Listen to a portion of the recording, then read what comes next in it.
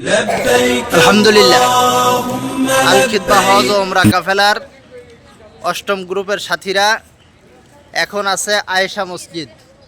এই যে আয়েশা মসজিদে এহরাম বাঁধার জন্য এসছে আমাদের হাজী সাহেবরা, অষ্টম গ্রুপের সকল সাথীরাই।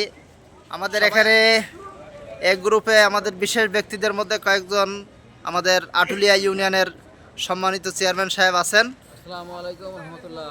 চেয়ারম্যান সাহেব, আপনি সুস্থ আছেন তো? আলহামদুলিল্লাহ। আলহামদুলিল্লাহ। আমাদের নোয়াবেকি কলেজের প্রিন্সিপাল স্যার আছেন। আসসালামু আলাইকুম ওয়া রাহমাতুল্লাহ। স্যার, আপনি ভালো আছেন? জি আলহামদুলিল্লাহ। আলহামদুলিল্লাহ। আমাদের নোয়াবেকি কলেজের সহকারী অধ্যাপক মঞ্জুরুল্লাহ স্যার আছেন। আসসালামু আলাইকুম। সুস্থ আছেন স্যার? আলহামদুলিল্লাহ। আলহামদুলিল্লাহ। আসসালামু আলাইকুম। আমাদের এই রহমত আলী ভাই আছেন? আলহামদুলিল্লাহ। তো সকলে আমাদের সাথীদের জন্য দোয়া করবেন। আমাদের কয়েকজন খুদে হাজি আছে, তার মধ্যে এই মারিয়া তানিশা একজন আছে। ওয়ালাইকুম আসসালাম রহমতুল্লাহ। তুমি ভালো আছো তো? আলহামদুলিল্লাহ, আলহামদুলিল্লাহ।